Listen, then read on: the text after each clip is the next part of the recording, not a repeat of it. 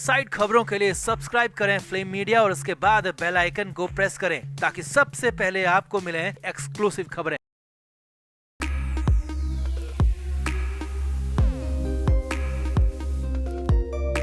महाराष्ट्र की उद्धव ठाकरे सरकार को आधा तो बागी विधायक खा गए और आधा बड़बोले नेता। अब संजय राउत को ही देख लो। जो संजय राउत शिवसेना के मुखपत्र सामना के जरिए सबकी बोलती बंद करते रहे हैं, वो संजय राउत खुद को बचाने के लिए अब भागते फिर रहे हैं। जी हाँ, संजय राउत की गिरफ्तारी पक्की हो चुकी है और खुद राउत ने अपने मुंह से भी स्वीकार कर लिया है कि अब वो कभी भी सलाखों के पीछे जा सकते हैं। और राउत को गिरफ्तार करने के लिए ईडी की टीम भी दफ्तर से निकल चुकी है। और सबसे बड़ी और हैरानी भरी बात ये है कि राउत के सबसे बड़े हिमायती माने जाने वाले शरद पवार भी अब मदद करने के मूड में कतई नहीं है। जी हाँ, 1034 करोड़ के घोटाले में संजय राउत को कहीं से भी कोई बचने की उम्मीद नहीं दिख रही। तो संजय राउत अब चारों तरफ से घिर चुके हैं। तो राउत को लेकर क्या है आज का सबसे बड़ा अपडेट, आपको बताते हैं सब। आप भी वीडियो को शेयर करें और अपनी राय कमेंट बॉक्स में जरूर दें। संजय राउत शिवसेना के कितने बड़े नेता हैं ये बताने की जरूरत नहीं है। राउत सालों से नहीं बल्कि दशकों से शिवसेना के साथ हैं। मगर अब संजय राउत ऐसे मोड़ पर आकर खड़े हो चुके हैं जहां से रास्ता सिर्फ जेल की तरफ जाता है। संजय राउत के पास बचने का कोई विकल्प नहीं है। गिरफ्तारी ही एकमात्र और आखिरी रास्ता है और इसके लिए ईडी की टीम ने अपने पूरे प्रबंध भी कर लिए हैं। खबरें तो ये भी आ चुकी है कि संजय राउत को भी ऑर्थर रोड जेल में ही रखा जाएगा, जहां पहले से नवाब मलिक और अनिल देशमुख बंद हैं और महाराष्ट्र सरकार के तीसरे नेता संजय राउत भी उसी ऑर्थर रोड जेल में शिफ्ट किए जा सकते हैं, ऐसी खबरें आ रही हैं।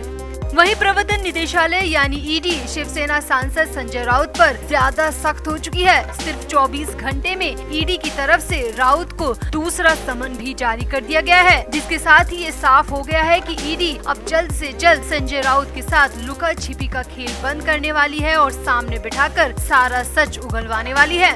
अब जांच एजेंसी ईडी ने राउत को पेश होने के लिए 1 जुलाई की नई तारीख दी है और अगर इस दिन राउत नहीं पहुंचे तो ईडी किसी की नहीं सुनेगी और सीधे अरेस्ट वारंट के लिए कोर्ट का रुख करेगी। ईडी ने अपने समन में संजय राउत को पात्रा चौल जमीन घोटाले से जुड़े दस्तावेज भी लाने को कहा है ताकि पेशी के दौरान किसी तरह की बहानेबाजी न हो सके। यहाँ आपको बता दें कि ईडी ने पात्रा चौल जमीन घोटाला केस में पूछताछ के लिए राउत को 29 जून को हाजिर होने का समन दिया था, जिससे राउत बुरी तरह घबरा गए। भले ही राउत ट्विटर पर बड़ी बड़ी बातें कर रहे थे, मगर गिरफ्तारी का डर तो सबको सताता है। इसीलिए राउत ने तुरंत अपने वकील के जरिए ईडी अधिकारियों से संपर्क किया और राउत के वकील ईडी दफ्तर भी पहुंच गए। राउत के वकीलों ने ईडी की टीम से राउत को रियायत देने की मोहलत मांगी। संजय राउत के वकील ने मुंबई ईडी ऑफिस जाकर पेशी के लिए 9 दिन की मोहलत मांगी, मगर ईडी ने सिर्फ 2 दिन की मोहलत दी और 29 के बजाय 1 जुलाई को पेश होने संबंधी नया समन भी जारी कर दिया। संजय राउत के वकील बोलते रहे, गुजारिश करते रहे, मगर ईडी के अधिकारी टस से मस नहीं हुए। ईडी के अधिकारियों ने सिर्फ राउत को 2 दिन की मोहलत दी और अब 1 जुलाई को राउत को ईडी दफ्तर में पेश होना ही पड़ेगा। राउत के वकील विकास ने बताया कि ईडी का समन सोमवार को संजय राउत को मिला था, लेकिन ये बहुत लेट आया था। ईडी ने कुछ डॉक्यूमेंट्स मांगे थे, लेकिन इतने कम समय में डॉक्यूमेंट्स जुटाना बहुत मुश्किल है। वहीं नोटिस मिलने के बाद संजय राउत ने भी अलीबाग में एक मीटिंग होने का हवाला दिया और ईडी दफ्तर में पेश न होने में असमर्थता भी जताई। मगर अब 1 जुलाई को राउत को पेश होना ही पड़ेगा, वरना अंजाम नवाब मलिक जैसा भी हो सकता है। खबरें तो ये भी आ रही है कि संजय राउत लगातार खुद को बचाने के लिए एनसीपी चीफ शरद पवार से भी संपर्क कर रहे हैं, मगर खबरें आ रही है कि पवार ने अभी तक राउत का फोन एक बार भी रिसीव नहीं किया। हालांकि एक बार पहले पवार प्रधानमंत्री मोदी से मिलकर संजय राउत को बचा चुके हैं, मगर लगता है कि इस बार पवार भी नहीं चाहते कि राउत ज्यादा दिन तक खुली हवा में सांस ले। यानी कि संजय राउत अब बुरा फंस चुके हैं, बचने का कोई तरीका नहीं है। ईडी दफ्तर में पेशी और पेशी के बाद गिरफ्तारी पक्की हो चुकी है।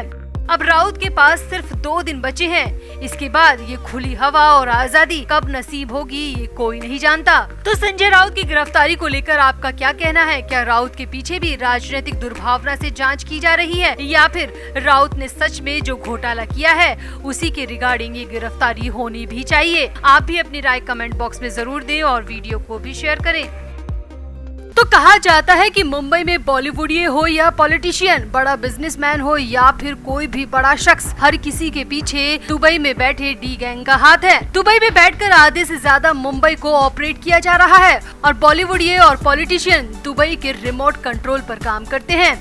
अब नवाब मलिक पर भी ईडी के द्वारा लगाए गए आरोप में एक बड़ा आरोप डी गैंग से रिश्तों को लेकर है। मनी लॉन्ड्रिंग और टेरर फंडिंग के अलावा देश विरोधी गतिविधियों में शामिल होने को लेकर मलिक 23 फरवरी 2022 से अब तक जेल में ही है और जमानत की हर कोशिश अब तक तो बेकार ही गई है। और अब तो सियासत के तूफान कहे जा रहे एकनाथ शिंदे ने अपना तीर मलिक के खिलाफ कमान से बाहर निकाल लिया है, बस चलाने की देर है। जी हाँ, एकनाथ शिंदे ने मलिक के डी गैंग के रिश्तों को लेकर ऐसा बहुत कुछ कह दिया जो कि ईडी के बड़े काम का हो सकता है। तो पहले आपको शिंदे का वो बयान बताते हैं जिससे मलिक की मुश्किलें बढ़ सकती हैं। तो एकनाथ शिंदे ने कहा कि बाला ठाकरे की पार्टी शिवसेना के सत्ताधारी लोग डी गैंग के साथ सीधे संबंध रखने वाले लोगों का समर्थन करते हैं, इसीलिए हम उनके पक्ष से दूर हो चुके हैं। शिंदे ने कहा उद्धव ठाकरे ने सरकार बनाने के लिए नवाब मलिक जैसे लोगों को मंत्री पद भी दे दिया जो कि खुद डी लिंक को लेकर जेल में पड़े हुए हैं। शिंदे यही नहीं रुके, शिंदे ने आगे कहा हम तो दशकों से मुंबई के उन राजनेताओं को अपनी आंखों से देखते आ रहे हैं जो कि डी गैंग के मुखिया से और उनके रिश्तेदारों से मिलते रहे हैं।